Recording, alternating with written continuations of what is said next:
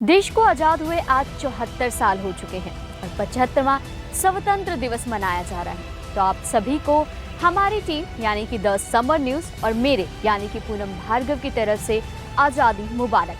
आजादी विचारों से, आजादी आजादी से। पर आजादी के मायने बदल चुके हैं। इन 74 सालों में क्या कुछ बदला है? कितनी जनसंख्या 74 से पहले थी और कितनी अब हुई है? कितनी सालाना इनकम बढ़ी है? आइए जानते हैं इस रिपोर्ट में। जब हम आजादी के समय 74 करोड़ थे, पर अब 137 करोड़। वहीं आजादी के समय जहां पे सालाना तनख्वाह 274 रुपए थी और अब 1.26 के करीब यानी कि 1.26 लाख। पर अभी भी 27 करोड़ से ज्यादा लोग गरीबी रेखा के नीचे हैं। एक अनुमान के मुताबिक आजादी के वक्त देश के 25 करोड़ से ज्यादा लोग गरीब रेखा के नीचे थे, जो वक्त की आबादी का केवल 80% होता था। हमारे देश में 1956 के बाद से गरीबी की संख्या का हिसाब किताब रखा जाने लगा और 1956 से 57 में देश के 21.5 करोड़ लोग गरीब रेखा के नीचे थे। और ताजा आंकड़े यानी कि 2011 से 12 के इन आंकड़ों के मुताबिक देश के 26.9 करोड़ आबादी अभी भी गरीबी रेखा के नीचे है। बेरोजगारी की हालत में भी अभी कुछ खास सुधार नहीं आया।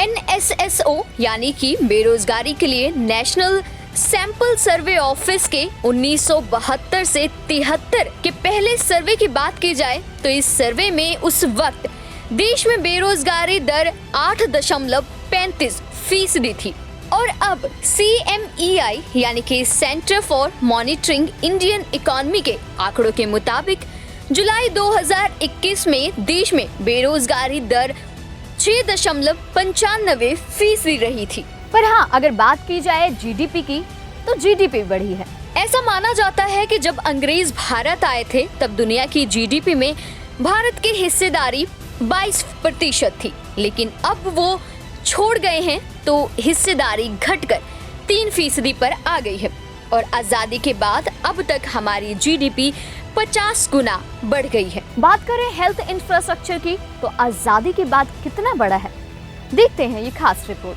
बात की जाए आजादी के समय तो उस समय देश में 30 मेडिकल कॉलेज ही थे, लेकिन अब 541 कॉलेज हैं। इतना ही नहीं, आजादी के समय देश में 2014 सरकारी अस्पताल थे और अब इनकी संख्या बढ़कर 23,000 से ज्यादा है। क्या रही बाल मृत्यु दर, सेक्स रेशियो और इसी के साथ ही आयु रेशियो? आंकड़ों के मुताबिक 1951 में 1000 बच्चे पर मृत्यु दर जहां 146 थी, वहीं 2018 में घटकर 32 हो गई है। वहीं बात अगर औसतन आयु की करें तो आजादी के वक्त देश की औसतन आयु 34 साल थी, यानी उस वक्त एक व्यक्ति औसतन 34 साल ही जी पाता था। हालांकि अब औसतन आयु बढ़कर 59 साल हो गई है, लेकिन सेक्स रेशो में हमारी हालत सुधरने की जगह उल्टा खराब हो गई है। 1951 में हर 1000 पुरुष पर 1946 महिलाएं थी, लेकिन अब ये आंकड़ा घटकर 934 हो गया। कभी 90 रुपए थी सोने की कीमत तो आज 50,000 के पार। कभी 27 रुपए था पेट्रोल तो आज 100 के पार। हाँ, पर बात की जाए शिक्षा की तो कभी 1.5 लाख स्कूल थे और आज 10 गुना ज्यादा। एजुकेशन जहाँ पे बढ़ी है वहीं पे क्राइम भी बढ़ा। 8.5% बढ़ चुका है क्राइम। NCRB यानी कि केंद्र सरकार की agency national crime record bureau की 1953 से अपराधों का लेखा जोखा रख रही है। 1953 में NCRB की पहली रिपोर्ट आई थी और इसके मुताबिक 1952 में देश में 6.25 लाख आपराधिक मामले दर्ज किए गए। उस वक्त 10,000 से ज्यादा मामले तो मर्डर के ही थे और जबकि 2019 में 32,000 से ज्यादा केस दर्ज हुए हैं। कभी कृषि का योगदान GDP में 46% हुआ करता था तो आज बस 20%। कभी 30 लाख गाड़ियां हुआ करती थी तो आज 30 करोड़। रेलवे की भी तस्वीर काफी बदल गई है। 16 अप्रैल 1853 को हमारे देश में पहली ट्रेन चली थी। पहली ट्रेन ने मुंबई से ठाणे के बीच में 33.6 किलोमीटर का सफर तय किया। इसके बाद रेलवे की पटरियां बिछती चली गई और रेलवे लाइंस बननी तैयार हो गई। 1950-51 में ट्रेन से साल भर में 128 करोड़ से ज्यादा यात्री सफर करते थे, लेकिन अब इनकी संख्या 800 करोड़ से ज्यादा हो गई है। वहीं 2019 और 20 में ये 50,000 करोड़ रुपए से ज्यादा का रेवेन्यू जनरेट करने लग गई। बात की जाए टैक्स यानी आपकी जेब की और केंद्र सरकार के बजट यानी केंद्र सरकार के खर्च की, काफी बढ़ा है। बात करेंगे केंद्र सरकार के खर्च यानी कि बजट की, तो आजादी के बाद पहला बजट जो आया है वो 15 अगस्त 1947 से 13 मार्च 1948 तक के लिए था।